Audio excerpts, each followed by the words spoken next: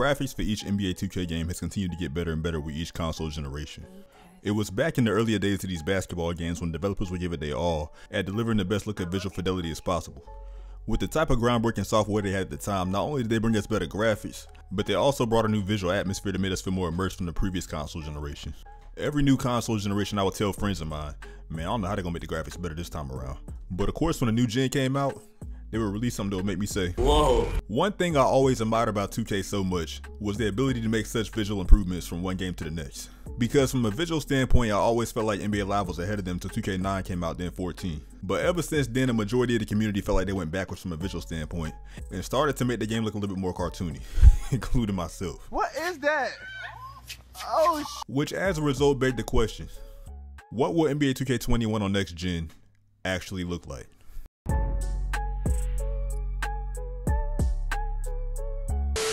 Now, typically when people talk about graphics from this past console generation, they say that 2K14 had the best graphics. And they also tend to say that ever since 2K14, specifically from 14 to 15, that the graphics downgraded. Now, I can see why they say that, because, you know, what they don't understand is, and I'm gonna use an example from Dom2K, a YouTuber named Dom2K actually said this also. And to summarize what Dom2K said, he basically said that 2K15 looked worse from a visual standpoint than 14 because 2K15's color palette was more dull than 14. Although I believe he is right about that, I'm going to give my own reason as to why 2K started to look worse from a graphics standpoint over the years. When NBA 2K14 came out, everybody was saying that's the best looking sports game they've ever seen on a console. But what most people don't realize is, when it comes to 2K on 8th gen consoles, the graphics was already maxed out from the jump. 2K tried so hard to impress us visually that they ended up putting all their eggs in one basket. You see, the way that visuals in video games work, if you added something in one area that's too much, you have to take it away to another area. I allowed the lighting in 2K versus the body types and the player models in 2K14. See what I'm saying? Like, in 2K14, the lighting was so good that the player models and body types couldn't be that great. So when they actually decided to improve the player models and body types in 2K15, the lighting had to take a back seat because of the GPU and graphics card couldn't handle what was on the software for, you know, the PS4 and Xbox One. In NBA 2K16, they introduced player-specific body types. And as a result, worse lighting. The lighting got worse. In NBA 2K17, the lighting got a lot better. As a result, the player models got a lot worse, and they started to look like the Iron Sheet.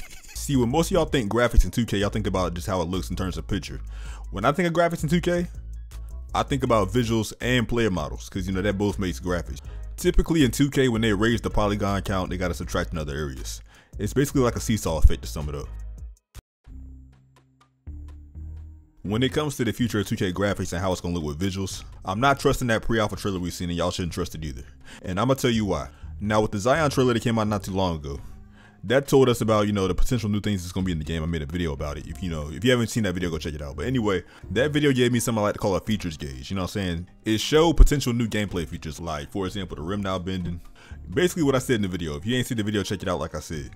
But I can't use the graphics we've seen to gauge the actual way the graphics is going to look in the game, because 2K is going to give us the best looking game they could give us, you know, from a, you know, trailer standpoint. In that 2K21 next gen Zion trailer, they gave us 3 things that made me think that this game from a visual standpoint didn't show us anything.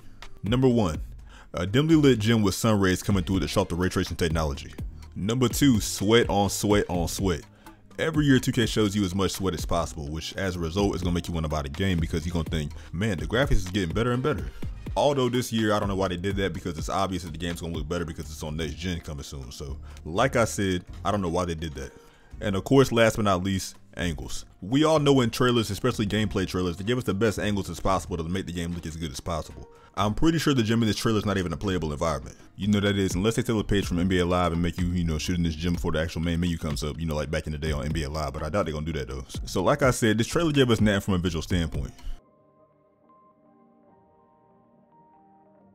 Now that I've established that, you know, we can't go off what we saw in the trailer from a graphic standpoint, I want to talk about what we can expect, or what we should expect from a graphic standpoint from 2K21. And I'm going to do that by showing y'all a little something called virtual basketball. Now, this is not a game, for those y'all wondering. What you're seeing on screen right now is not a AAA simulation basketball game. It's some type of a virtual reenactment of some sort, if you will. You know what I'm saying? It's not an actual early gameplay clip of 2K21 on next gen. But looking at what's on screen, I feel like I can safely say that 2K21 on next gen won't look any worse than this. This right here is a company that not only reenacts basketball, but they also do soccer, football, and I think hockey as well. They got a YouTube channel named Inspirated Entertainment. So if you want to check it out, you can. I'm gonna leave a link in the description. So for those of y'all that want to check it out, you can. I'm gonna leave a link like I said. But anyway, look at what's on screen. I want y'all to pay attention to 3 things: the lighting, the players, and the movement. First, from a lighting standpoint. From the lighting standpoint, it looks a little bit better than 2K14 in my opinion. It looks 2K14-esque, you know, how the whole lighting effect is being used in this, you know, reenactment demo or whatever it's called. The way the light bounces out the crowd, the way the light bounces out the court, the way the light bounces out the players, it all looks realistic as I don't know what, man. Like this is what 2K should look like on 2K21 to me, you know, from a lighting standpoint. Also, second, player models. Now, the player models in this don't look as good as what's on, you know, the Zion trailer, you know, from a player model standpoint, but still, like, they still had the little, some players look kind of stocky, some players look, you know, semi-athletic, some players look a little bit skinnier, you know, they're a little bit on the more skinnier side, you know what I'm saying? But the reason why I say that 2K21 shouldn't look any worse than this is because of the fact that I don't believe ray tracing is being used in this demo, and 2K21 on next gen should have ray tracing. On top of that, we already seen the player models is going to be, you know, better on 2K21 than what we seen on screen right now. Keep in mind, I'm saying player models, not graphics, because like I said, we can only go off the player model for that Zion trailer, not the graphics themselves. So yeah, this is going to be the worst we're going to see graphically.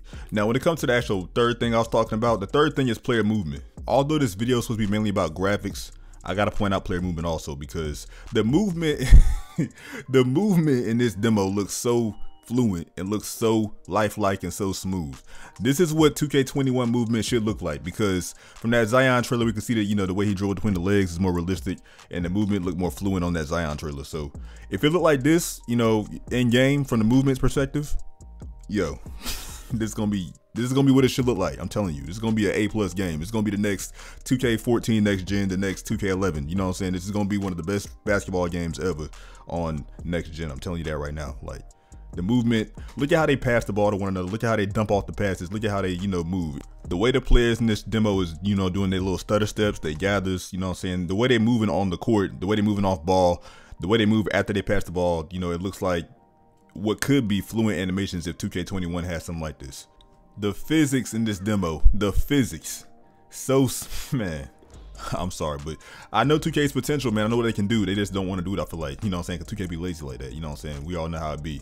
Blame Ronnie, I'm playing. But nah, the little things in this little demo is showing, like, the crowd stands up before they shoot, not after they shoot.